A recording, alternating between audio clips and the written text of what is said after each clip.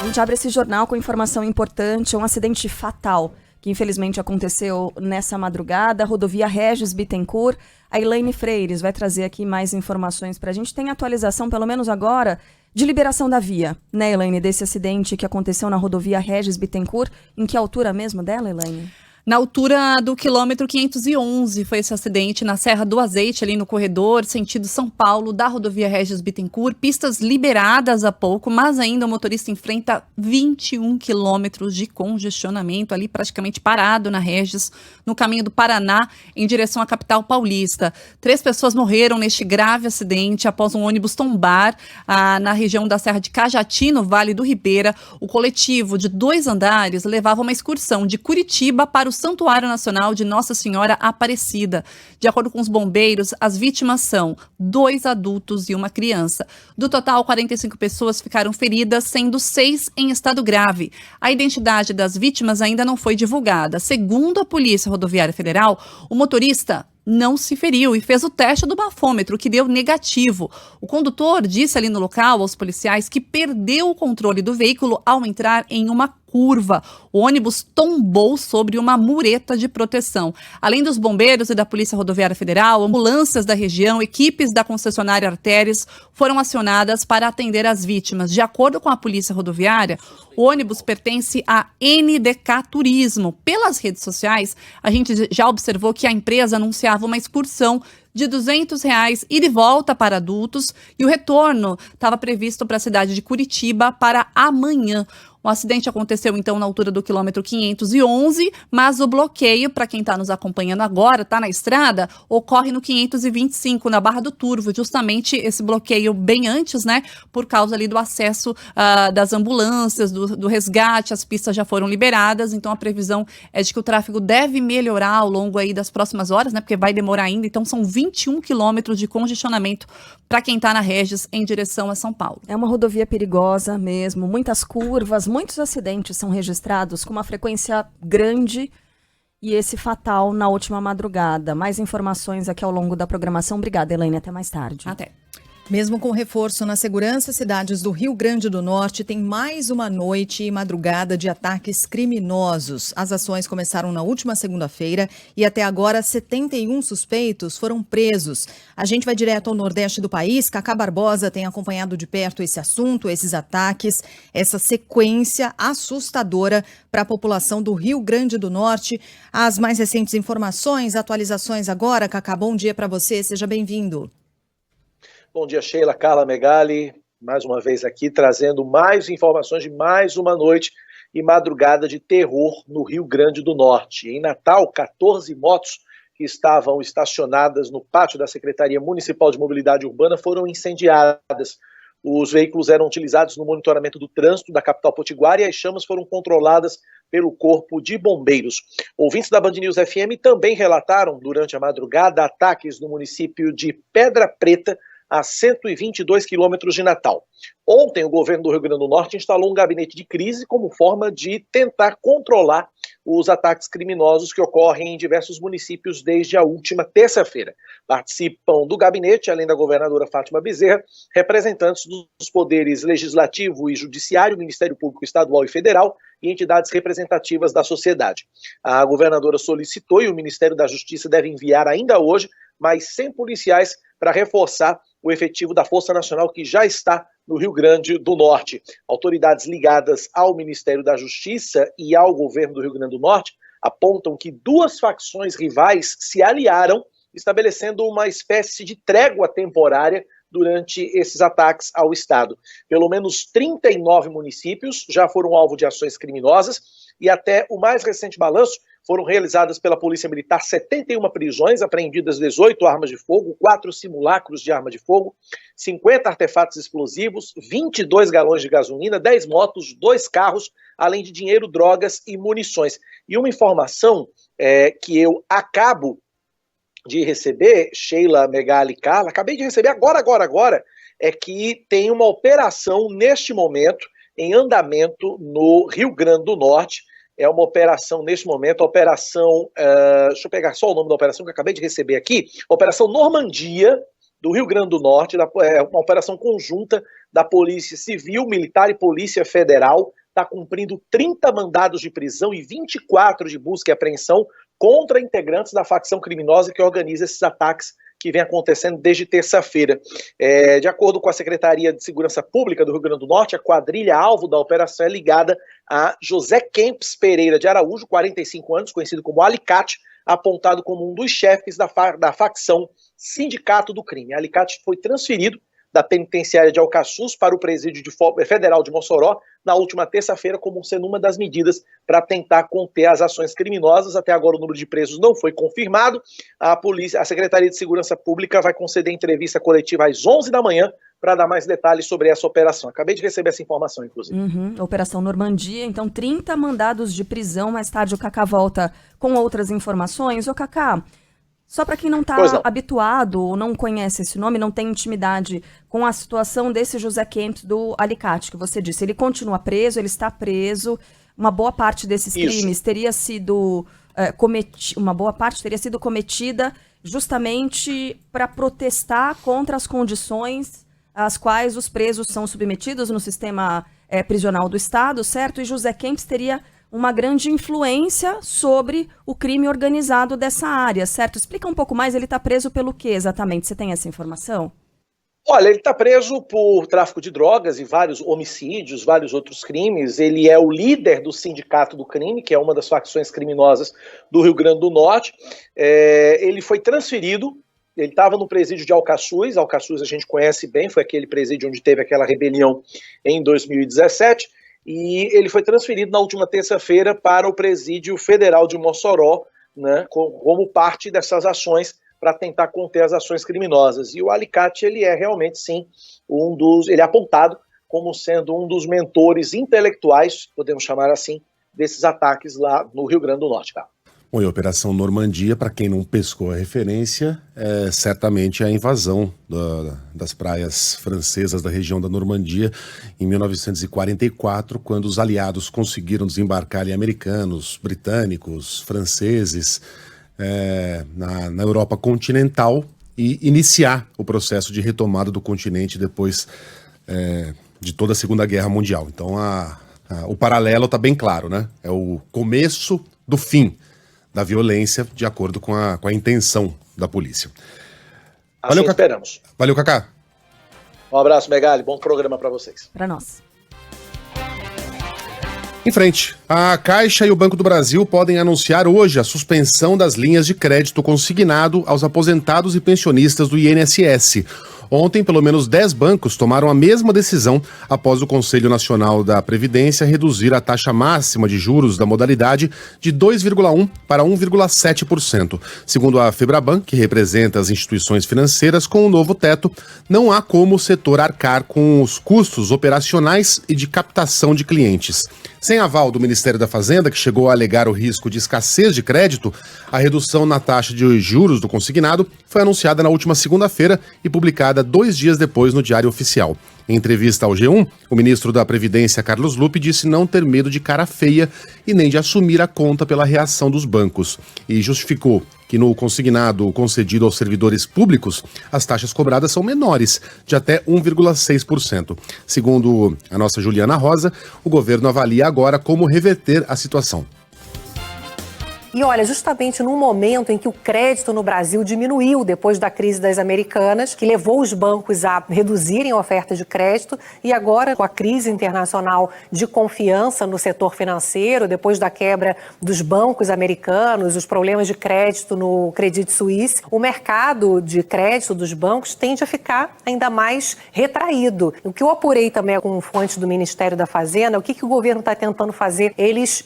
O Ministério da Fazenda está dizendo que foi contra desde o começo e que agora, então, o governo tenta reverter a situação de redução de juros para evitar que, na prática, o tiro saia pela culatra. Vamos ver como vai ficar, porque o governo diz que vai assumir essa conta, né? O próprio ministro da Previdência falando que não tem medo de cara feia, de assumir essa conta pela reação dos bancos. Assumir como? A reação politicamente ou assumir para valer em valores. Com que dinheiro seria feito isso? Isso não ficou exatamente muito claro. Uma política muito bem intencionada, nos pareceu de início, né? Ela parece muito bem intencionada. O que os bancos alegam até aqui? Que tem um custo de operação muito alto e que essa seria uma interferência com uma espécie de tabelamento. A bem da verdade já havia, né? Porque já havia o teto de juros, o que aconteceu foi ele baixar. Mas os bancos alegam que esse é um tabelamento e tal. Enfim, foi algo que o governo fez sem combinar com os bancos antes, o que é verdade, nem com aqueles que estão mais no entorno, na esfera do governo federal, como a própria Caixa e o Banco do Brasil. Nos bastidores, o que se fala é que realmente, logo mais nas próximas horas, eles também devem fazer o anúncio de se retirar desse tipo de operação. Agora, por outro lado, né, os bancos utilizam esses argumentos, falam de uma espécie de insegurança, mas não tem insegurança com um consignado vinculado ao INSS, né? Porque é o desconto na folha. Não tem um desconto na folha. Aí o que os bancos argumentam? Não, mas tem um percentual sim de inadimplência, como nos casos de mortes.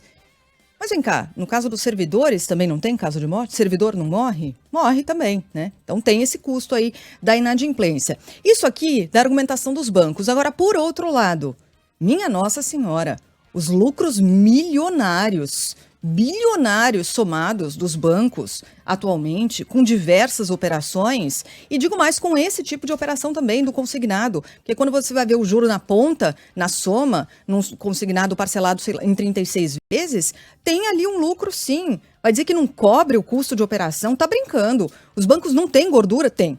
Tem. Toda vez que anunciam os lucros bilionários anualmente no balanço do ano, mostra uma gordura impressionante. Então não dá para entender também, é possível compreender a argumentação utilizada até aqui, mas tem tantos outros elementos e nuances para a gente considerar desses lucros dos bancos em diversas operações. Você fala, vem cá, amigão, não tem dinheiro? Tá de sacanagem, né? E aí para o servidor tem, mas para manter a operação para aposentados e pensionistas não. Tem cara também de sacanagem, sabe? Tem cara também de sacanagem. Quem tem que se preocupar com taxa de inadimplência é o vendedor da vendinha da esquina, que vende fiado, né? Eventualmente. Ele repassa os preços, né? Aumento de valor para os outros clientes por causa dessa taxa de inadimplência, eventualmente. É disso que a gente está falando, né? E é um bilionário? Zilionário? Não. Transferindo para outra realidade é mais ou menos isso. Bom, voltando a Brasília, preso por omissão nos atos criminosos do dia 8 de janeiro, o ex-ministro da Justiça, Anderson Torres, vai entrar na semana que vem com um novo pedido de liberdade no Supremo Tribunal Federal. Ontem ele prestou depoimento ao Tribunal Superior Eleitoral em uma das ações abertas contra Jair Bolsonaro e que pode tornar o ex-presidente inelegível, a que apura os ataques sem provas às urnas eletrônicas. Anderson Torres foi questionado sobre a chamada minuta do golpe, encontrada na casa dele, e reafirmou que não sabe quem a escreveu. O documento previa a instauração de um estado de defesa no TSE após a vitória de Lula nas eleições do ano passado. No depoimento, o ex-ministro da Justiça classificou a minuta como um lixo, um texto folclórico e sem validade jurídica, e que seria jogada fora, de acordo com o advogado de defesa de Anderson Torres, o Rodrigo Roca. Não tem um outro adjetivo para aquilo. Ele é todo viciado, desde a sua forma até a sua matéria de fundo. É um documento juridicamente inviável. Não faria qualquer sentido o documento ser encontrado justamente na casa daquele que seria o intermediário. Anderson Torres disse ainda, ao ser ouvido pelo TSE, que nunca conversou sobre o documento com o ex-presidente Jair Bolsonaro. Bom, ele define a minuta como um lixo, um texto folclórico sem validade jurídica. O advogado diz que ele teria jogado fora. Por que não jogou? Né? Por que a gente recebe um documento que não tem nenhuma validade jurídica? Você, ministro da Justiça, tá? Um documento sem nenhuma validade. Você olha aquilo e fala... Isso aqui serve pra nada. Isso é lixo. Isso então é vai lixo. pro lixo, né? Lixo fica no lixo. Isso aqui é um lixo. Então deixa eu arquivar aqui direitinho, junto com esses outros documentos, colocar na minha gaveta. Mais tarde eu jogo fora. Eu vou criar um quadro aqui, proponho que a gente crie, inclusive com vinheta, chamado Doutores Estranhos.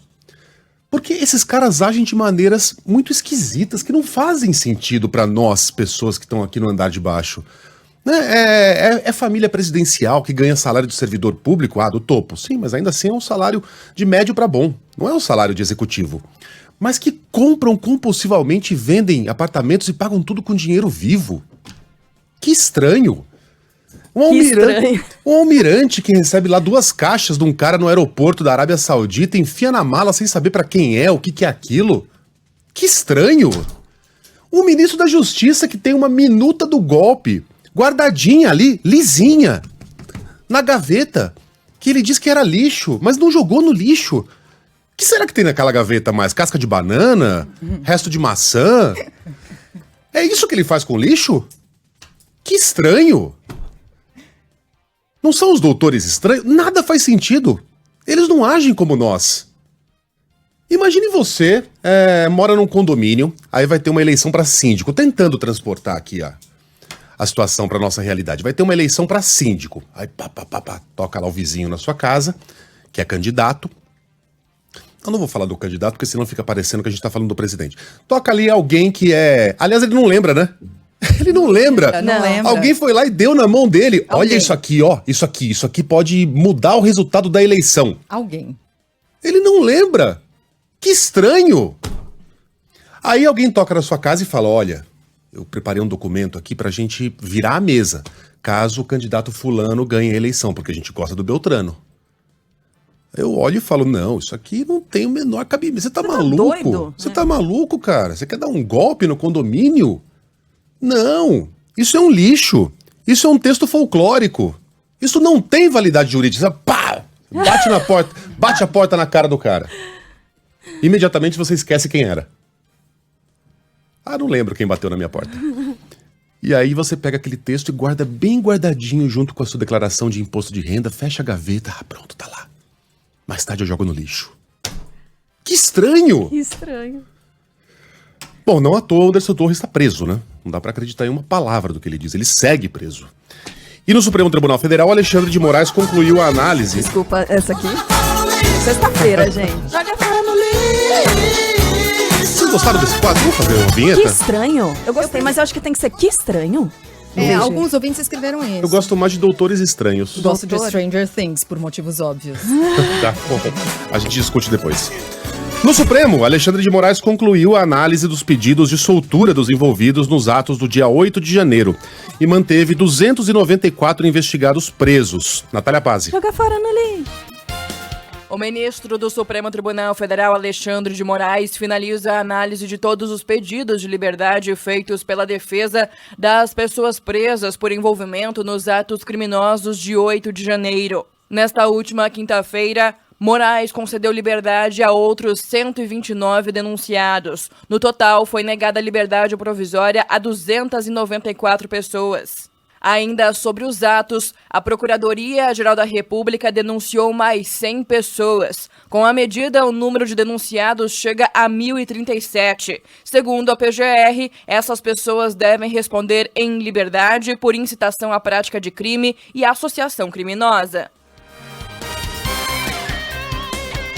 Ainda ontem, a CPI dos atos antidemocráticos, instalada na Câmara Legislativa do Distrito Federal, ouviu o ex-comandante da PM, Jorge Eduardo Naime. Destaque chegando com Thaís Sprovieri. O coronel Jorge Eduardo Naime, então comandante de operações da Polícia Militar no dia das invasões e depredações das sedes dos 3 poderes, afirmou que estava de licença no dia dos atos em 8 de janeiro. A alegação foi feita durante oitiva na Comissão Parlamentar de Inquérito da Câmara Legislativa sobre os atos antidemocráticos nessa quinta. Ele é suspeito de ter facilitado a invasão e depredação das sedes dos 3 poderes da República. Para prestar depoimento à CPI dos atos antidemocráticos da Câmara Legislativa, ele precisou de autorização do ministro do Supremo Tribunal Federal, Alexandre de Moraes, e também foi garantido ao militar o direito de se manter em silêncio na oitiva. No entanto, ele respondeu aos questionamentos, dentre eles que estava de licença no dia dos atos. Eu não estava em cargo algum, eu estava de licença, estava em licença regulamentar, que foi devidamente requerida, deferida e publicada no boletim interno da Polícia Militar. Eu estava sendo substituído pelo meu subchefe, Coronel Paulo José, que estava à frente do DOP no dia dos fatos que são apurados aqui. Jorge Eduardo Naime afirmou ainda que o Exército dificultou a prisão dos radicais que invadiram as sedes dos 3 poderes e fez críticas ao Gabinete de Segurança Institucional. Nós temos imagens do comandante do choque tentando efetuar prisões né? E o que nós chamamos no jargão militar de chave de estrela, ele levando uma chave de estrela de um coronel do Exército que queria liberar todo mundo. Minimamente, se tivesse tido uma resistência mínima nos prédios federais, se tivesse tido uma resistência mínima do batalhão de guarda presidencial, se tivesse tido uma resistência mínima, né? Se todo mundo sabia, se todo mundo estava ciente, por que só tinha 16 policiais dentro do Congresso Nacional, de 500? A gente sabe que muitas das pessoas que estavam acampando ali em frente aos quartéis eram pessoas ligadas aos próprios militares, né? Então, era familiar, era filha de militar que tem medo de perder todos aqueles benefícios, né? Que não fazem mais o menor sentido hoje em dia, que é coisa de décadas passadas, do milênio passado, né? Esse tipo de lei em que as filhas solteiras ainda recebem pensão do pai. Então, a gente sabe que muita gente que estava nesses lugares, nesses acampamentos, tem sim ligação com o Exército. Bem, no mesmo depoimento... Eu tô tentando descobrir aqui o que seria uma chave de estrela, mas eu não consigo, porque nem o Google me ajuda. Infelizmente existe uma chave de roda chamada chave estrela, então só dá ela.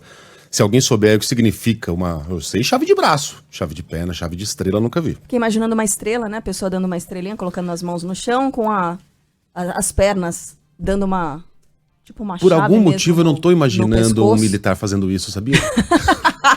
Tô conseguindo. Bom, no mesmo depoimento, o ex-comandante da PM disse que os bolsonaristas acampados em frente ao quartel-general do Exército viviam em um mundo paralelo. Segundo ele, os radicais apenas consumiam as informações que eram geradas e divulgadas por lá. Estava acontecendo um arrefecimento do acampamento, né, ia entrar o novo governo. Aquele pessoal do acampamento, eles viviam um mundo paralelo, né? Eu tive algumas vezes no acampamento, conversei com algumas pessoas, escutei assim, relatos que eu falei assim, cara, não é possível que essa pessoa está me falando isso. Eu teve um que me abordou um dia lá, que ele falou para mim que ele era um extraterrestre, que ele estava ali infiltrado e que assim que o Exército tomasse, os extraterrestres iam ajudar o Exército a tomar o poder. Então assim, eles consumiam só a informação deles, era só o que era falado no carro, eles estavam numa bolha. Tá respondido.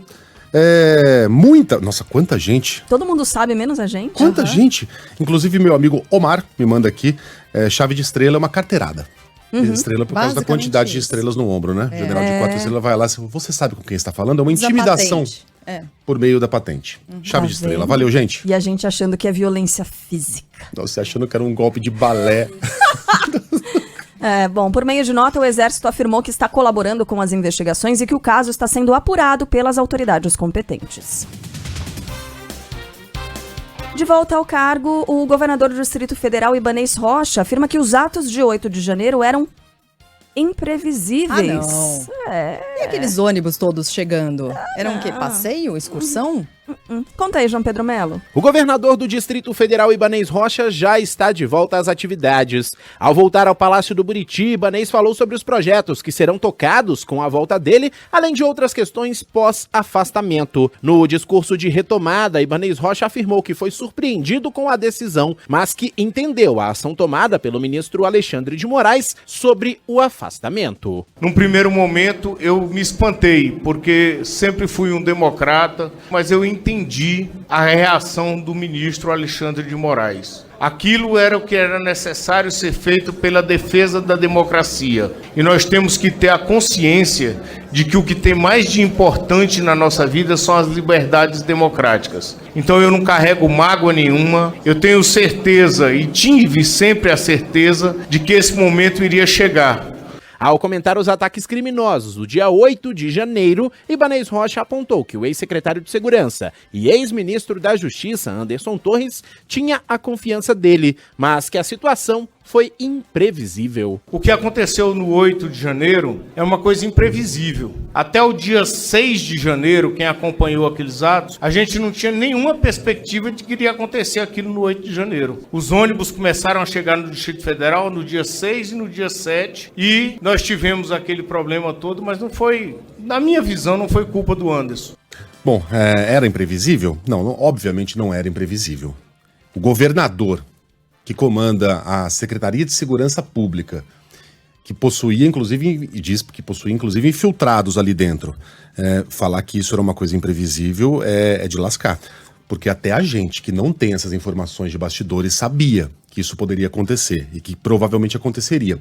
Busque aí o comentário que foi feito na abertura do jornal no dia seguinte, aqueles ataques em que queimaram ônibus, lembra que quase jogaram um ônibus de uma ponte, né? Em que a gente falava exatamente isso.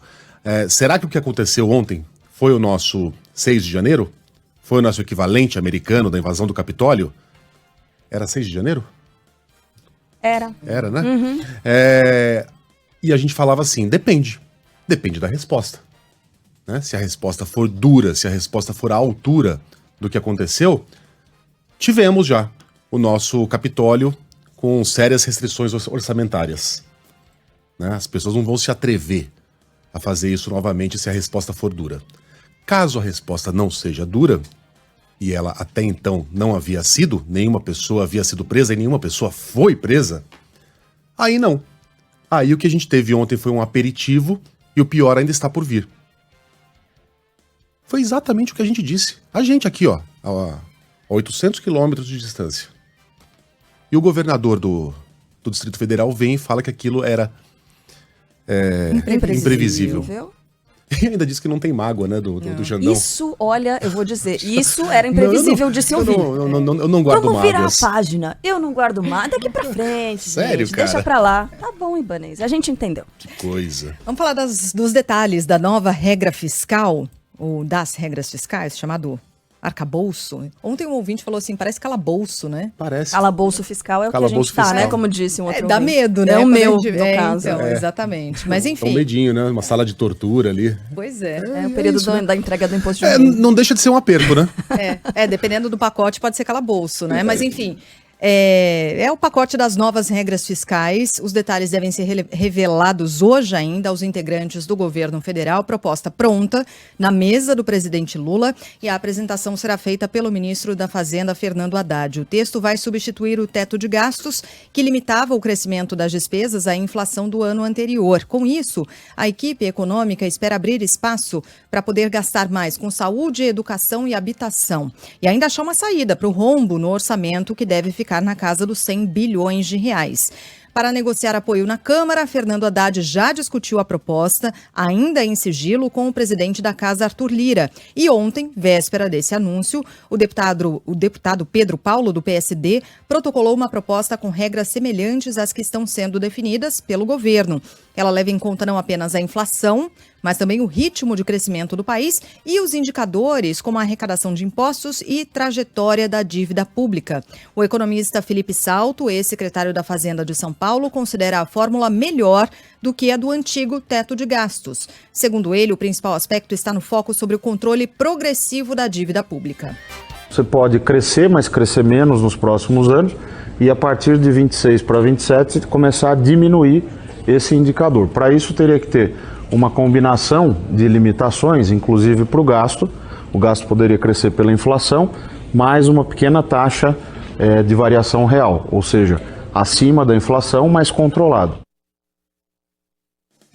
De acordo com a PEC da transição aprovada no final do ano passado, a proposta da nova regra fiscal tem de ser apresentada ao Congresso até agosto. Ontem, Lula participou da cerimônia de posse do presidente da hidrelétrica de Itaipu e disse que o Brasil precisa colaborar para o crescimento de outros países da América do Sul. Ângelo Sfayer.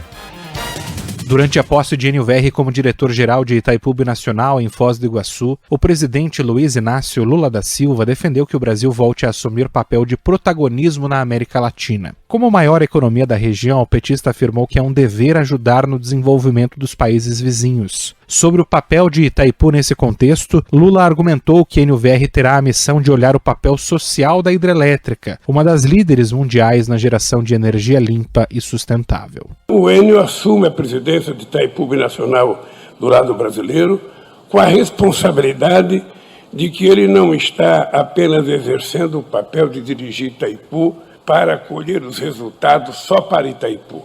O companheiro Enio assume a responsabilidade de que aqui ele é um representante do Brasil e ele precisa ajudar com que o governo tente resolver os problemas do povo brasileiro. Isso, resolver os problemas do povo brasileiro. E depois a gente pensa em ajudar os nossos vizinhos a se desenvolverem. Essa liderança, esse papel de liderança regional é fundamental e é muito bom que o Brasil se coloque nessa posição.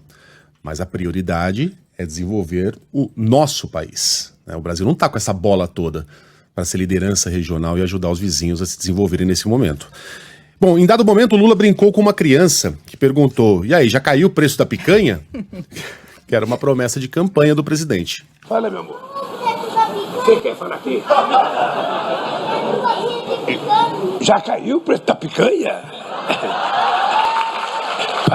Para o presidente do Paraguai entender, durante a minha campanha, eu dizia que o povo brasileiro ia voltar a comer carne e que o povo brasileiro ia voltar a comer picanha. Mas, ó, cadê esse garoto? Ele pode ficar certo que quando o pai dele comprar a primeira picanha, ele vai ter que me ligar e falar: ô Lula, estou comendo a primeira picanha porque vai baixar o preço da carne nesse país. Precisa baixar. E vamos dar um tempo aí, porque também as coisas não podem acontecer do dia para a noite. Baixou por outros motivos, né? Vaca louca. Vaca louca, por exemplo, né? Não baixou ainda. Não é uma coisa boa. Não, O exatamente. Brasil exporta menos, a China não compra, tem muita carne no mercado, o preço cai, né? Por enquanto não houve mérito nenhum do presidente. São circunstâncias Exato. e negativas, tá? Parece uma coisa boa, mas não é.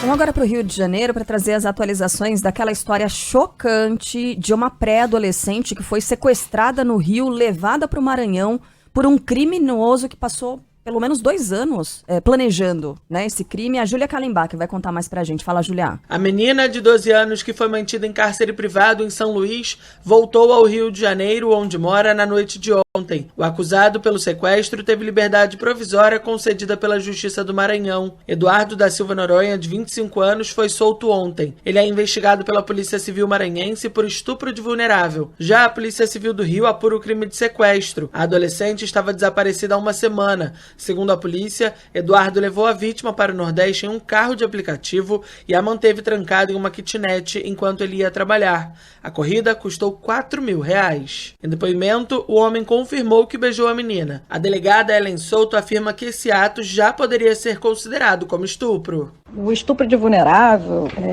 um menor de 14 anos, né, quando existe a presunção da violência, ele não necessariamente precisa da conjunção carnal. Bastam atos lascivos diversos de conjunção carnal. Então, uma atitude lasciva, um beijo lascivo, atos lascivos que não consistem necessariamente na conjunção carnal, no ato da penetração.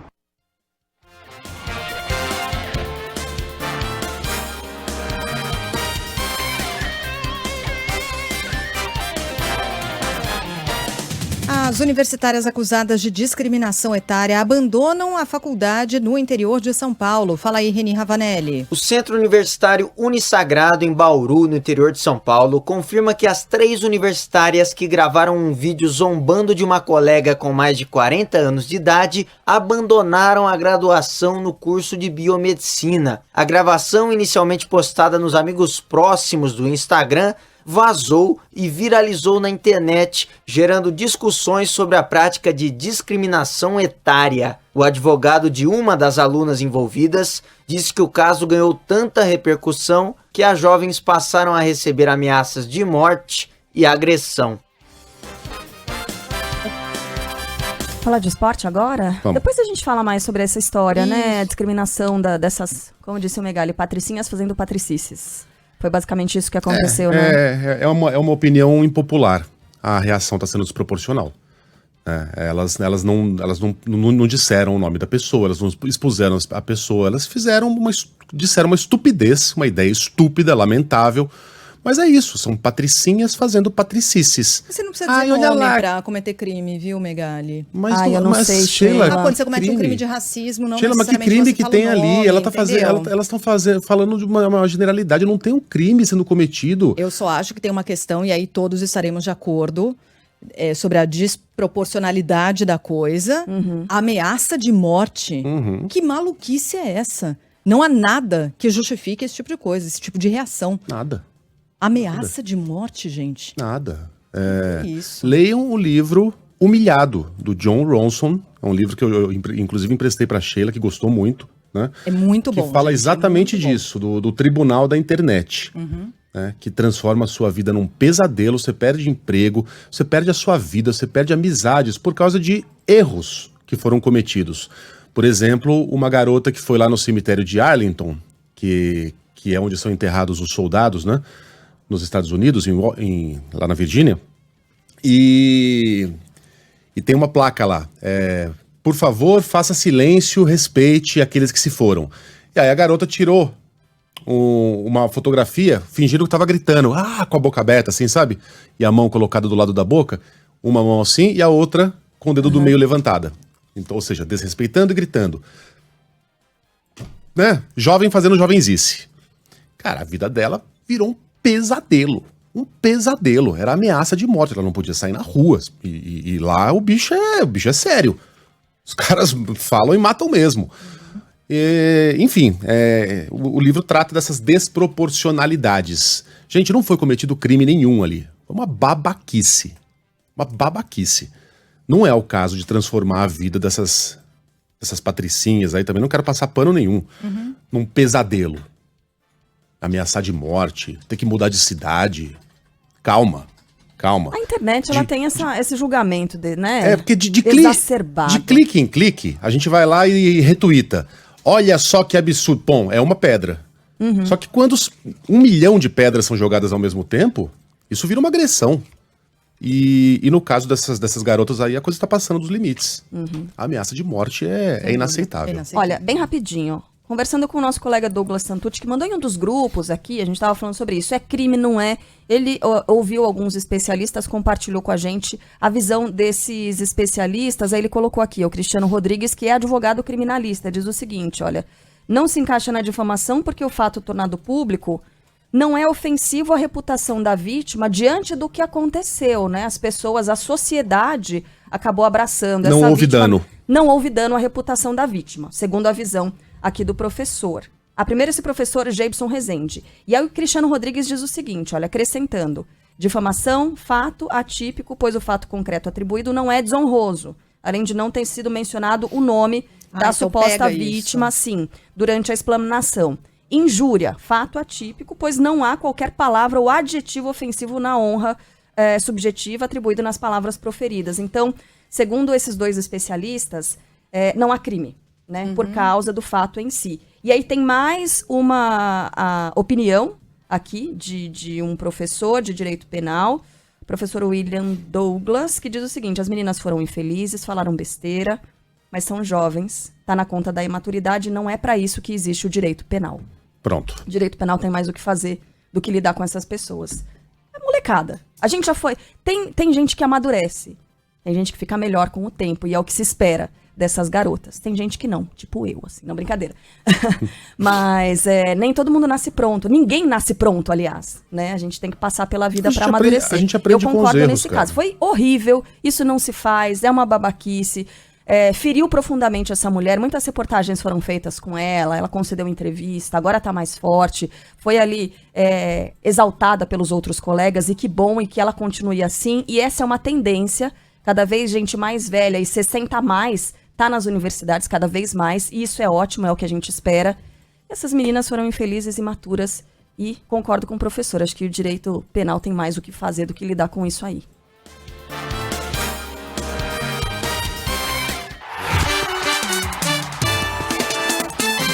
Futebol, com Milton Neves. Oferecimento Casa do Construtor. Aluguel de equipamentos. Ligue 0800 200 0217. Sicredi. Conheça a primeira instituição financeira cooperativa do Brasil. Sicredi. Gente que coopera, cresce. E Tintas Souvenir. A marca mais tradicional e querida do Brasil.